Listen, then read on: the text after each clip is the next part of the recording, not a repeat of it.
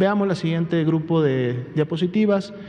Nuestra ocupación y disponibilidad hospitalaria. Toda la semana tuvimos una muy buena tasa de notificación, 98% nuevamente para el día de hoy. Y si vemos las proporciones que representan precisamente la carga de ocupación, son similares a las de ayer. No tuvimos cambios para el día de hoy, 44% la media nacional de camas IRAG generales y 39% la media nacional de camas IRAG con ventilador. Pero veamos entonces cómo se distribuyen en las entidades federativas. En esta diapositiva vemos las camas IRAG general, es decir, para pacientes graves que presentan signos de alarma, que requieren ser hospitalizados. Vemos que solamente Tabasco para el día de hoy rebasa ligeramente ese margen de seguridad del que hemos estado hablando, de tener al menos 30% de disponibilidad. Tiene un 29%, se va a estar trabajando con el Estado para que mantenga lo más cercano su porcentaje de disponibilidad a este margen de seguridad. Después de esta entidad federativa, todas las demás están por encima de ese 30% y balanceando siempre entre los egresos y la posibilidad de reconvertir y expandir más camas. Veamos en la siguiente diapositiva ahora las camas con ventilador, que son para los pacientes más graves, pacientes críticos que requieren este tipo de atención. Aquí sí, en todas las entidades tenemos un nivel de seguridad por encima del 30%, de hecho prácticamente la mayoría estaría llegando por encima del 40 o cerca del 40%, pero siempre hemos comentado, esta es una media nacional. Cada una de las entidades federativas realiza un monitoreo al interior de sus estados a un nivel más local, municipal, para poder tener este mismo esquema de información, pero de las unidades locales, para ver si la fluctuación entre la ocupación y la disponibilidad no llegara a saturar alguna de sus unidades, y eso sería suficiente para que la coordinación que existe entre las instituciones y entre los servicios de asistencia médica estén pudiendo derivar los pacientes de un hospital a otro para que siempre ellos puedan encontrar una cama disponible. Vemos el siguiente cuadro, que es los hospitales, las unidades COVID. El día de hoy continuamos con incremento de unidades, 912. Hay estados, entidades federativas que continúan reconvirtiendo unidades, haciéndolas COVID, precisamente para mantener ese nivel de riesgo o no acercarse al nivel de seguridad de tener ocupaciones del 70% o disponibilidades del 30% y estar holgados en relación a siempre poder atender a las personas que así requieren este tipo de servicios. El día de hoy anexamos siempre al panorama epidemiológico, los días viernes, el grupo de información, la actualización de diagnóstico por laboratorio. Vamos a ver las gráficas. Al corte del día de hoy se han realizado en toda la red nacional de laboratorios de salud pública 637,879 pruebas y nos quedan todavía disponibles, también distribuidas en toda la red de laboratorios, 221,781.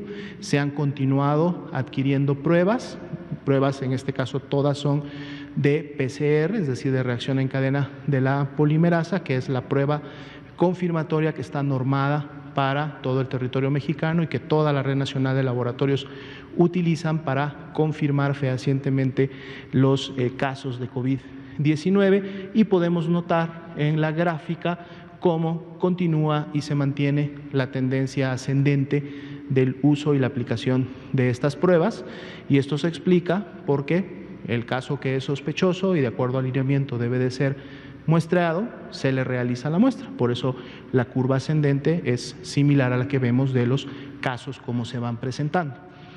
Veamos la siguiente diapositiva, actualizamos los porcentajes de positividad. Los incrementos han sido prácticamente mínimos, 1 punto porcentual en las últimas semanas. Aquellas que estaban en 47 subieron a 48, una se mantuvo en 49 y las últimas 2 semanas más completas, que son la 24 y la 25, subieron al 50%, y esa es la positividad de las últimas semanas. Si vemos la semana 26, todavía está en construcción. Ese es un efecto que lo hemos visto semana con semana. Eso no quiere decir que el muestreo haya caído o que se han hecho menos pruebas, es simplemente las que tenemos ya con resultados, recordando que si nos recordamos las gráficas que vimos anteriormente, todas esas barras naranjas claras que vemos en la curva de casos están precisamente pendientes de resultados y están precisamente en las últimas semanas, semana y media, por lo tanto son las que la próxima semana, cuando actualicemos esta información, van a volver nuevamente a sus niveles. Y vemos también en la gráfica, destacamos cómo el incremento en la toma de estas pruebas se ha mantenido en un incremento ascendente, pero no necesariamente porque se tome más y más pruebas incrementa el porcentaje de positividad. El porcentaje de positividad precisamente lo que nos dice es cómo está la circulación de manera directa del virus en la comunidad, y lo que tenemos hoy es que de cada 10 personas que presentan signos, síntomas respiratorios, 5 de ellas, la mitad, es por la presencia de virus SARS-CoV-2, COVID-19. La otra mitad, muy seguramente podrán ser otros virus que también circulan normalmente, pero que no necesariamente son COVID.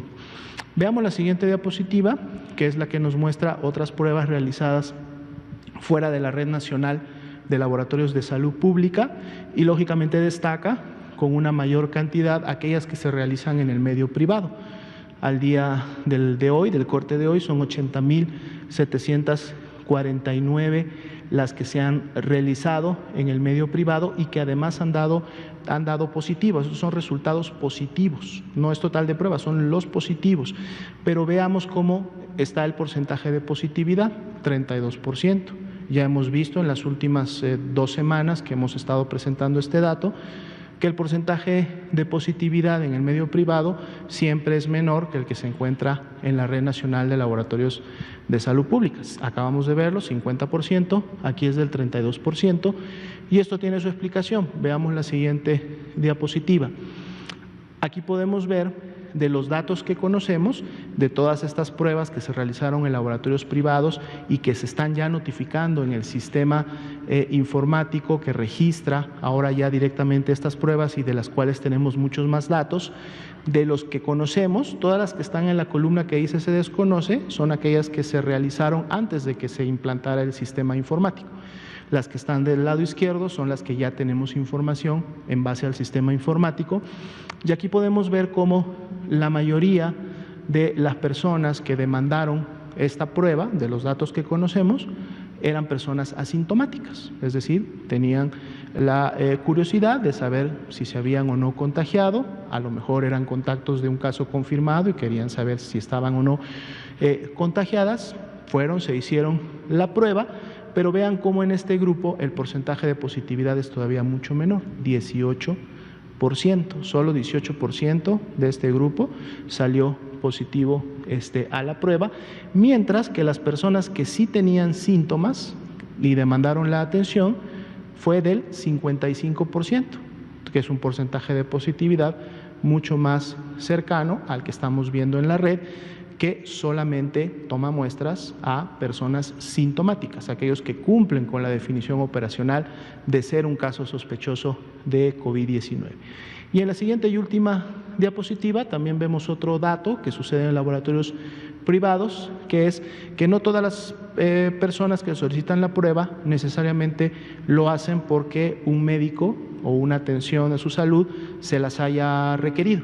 Vemos de hecho que la indicación médica son alrededor de 31.000, 32.000 pruebas realizadas, pero tenemos un grupo prácticamente similar de 30.000 personas que solicitaron la prueba por una solicitud personal, es decir, no fue porque un médico las envió a realizárselas, sino un poco en base al comentario anterior, ellas quisieron saber si estaban o no contagiadas y fueron de manera voluntaria a realizársela, y aquí, bueno, también podemos ver porcentajes de positividad diferentes para cada uno de esos grupos.